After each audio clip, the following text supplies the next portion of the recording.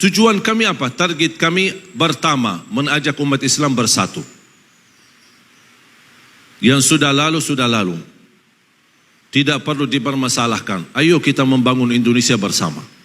Menjaga NKRI kita, menjaga kebersatuan kita, menjaga kebersamaan kita. Ada perbedaan, ada. Apa yang saya sampaikan tidak semua bisa terima. Boleh, itu hakmu. Beda pandangan, beda pikiran, beda otak. Saya tidak bisa maksa untuk menerima apa yang saya sampaikan. Tetapi tetap kita saling menghormati walaupun ada perbedaan di antara kita.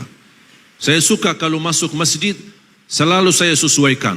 Di mana masjid, apalagi diminta jadi imam. Kalau salat subuh saya tanya, kunut subuh tidak? Oh kami biasa kunut subuh, saya kunut subuh. Oh kami biasa tidak kunut subuh, saya tidak kunut subuh. Kami biasa jahar bismillah, saya jahar bismillah. Kami biasa tidak jahar bismillah, saya tidak jahar bismillah. Kami selepas salat biasanya zikir jama'i, saya zikir jama'i. Selepas salat kami zikir masing-masing, saya zikir masing-masing. Sesuaikan.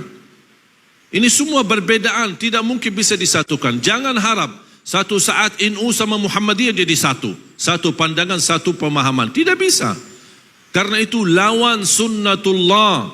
Sunnatullah, Allah menciptakan manusia dengan adanya perbedaan. Kenapa tidak bisa disatukan? Karena beda otak.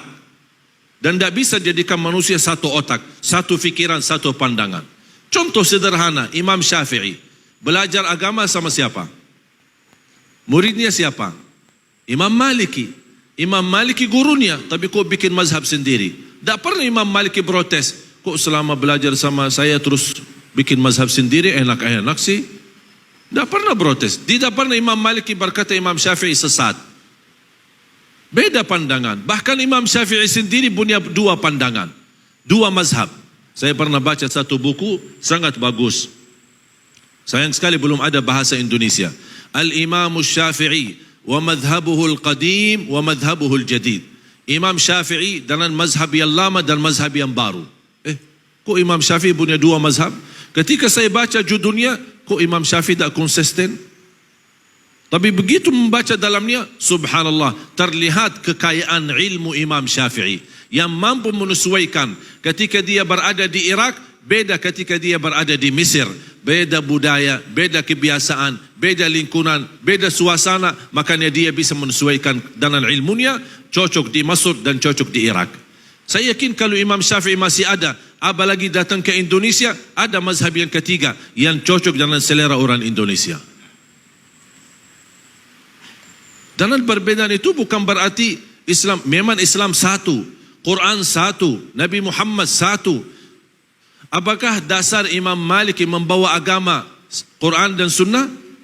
Dasarnya apa Imam Maliki? Quran dan Sunnah. Terus Imam Syafi'i apa dasarnya? Quran baru beda, Sunnah baru beda atau sama?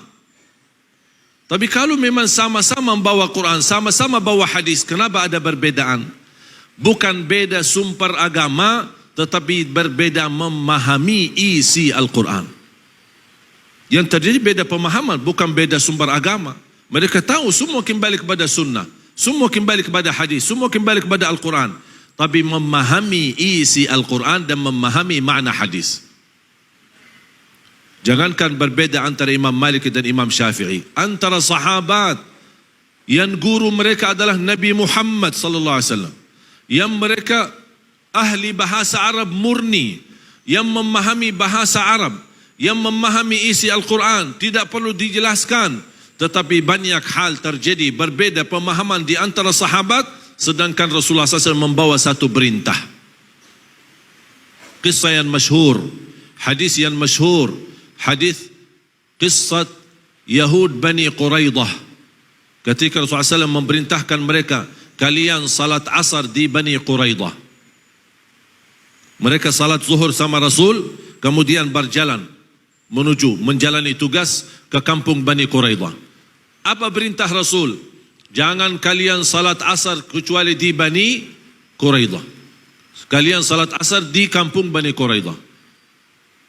Rombongan sahabat jalan, di tengah perjalanan masuk waktu asar. Tolong perhatikan kisah ini. Di waktu perjalanan masuk waktu asar, muncullah dua pemahaman. Satu berkata, kami mau salat asar di jalan karena sudah tiba waktunya. Golongan B berkata, mohon maaf, kami diperintahkan Rasulullah salat asar di kampung Bani Quraidah. Beda pemahaman. Mereka berdebat untuk saling menjelaskan. Golongan A yang berkata kami salat di jalan karena kami belajar salat itu lebih afdal di awal waktu. Yang kedua, maksud Rasul salat asar di Bani Quraidah, bercepatlah jalan agar bisa bertemu asar di Bani Quraidah.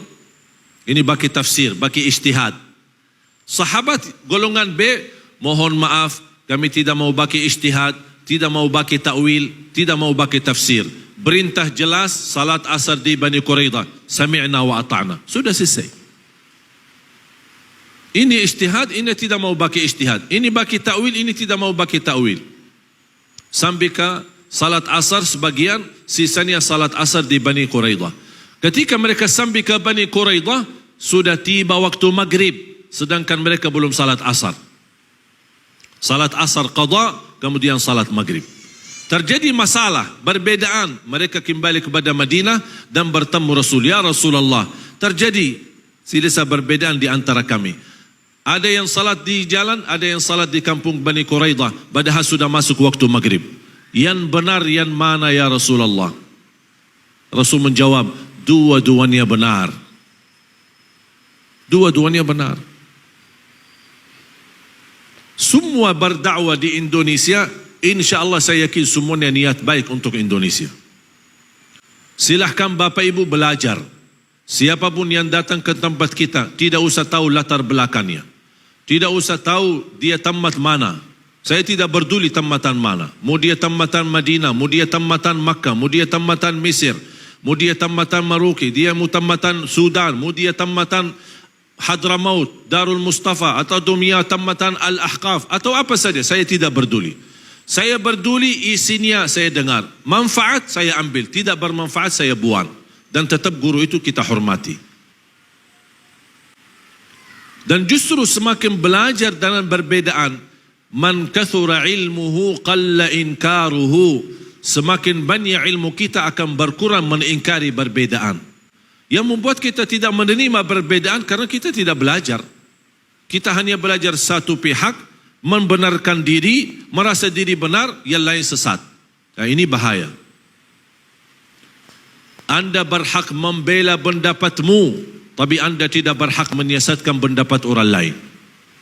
Hakmu bela pendapatmu, tapi tidak berhak menyesatkan orang lain. Apalagi masing-masing punya dalil, punya dasar, tetapi beda menartikan atau memahami isinya. Oleh karena itu jamaah sekalian, sangat penting dalam perjuangan kita harus memsatukan visi dan misi kita. Menyatukan umat dan tujuan kita mewujudkan sejuta penghafal Al-Quran.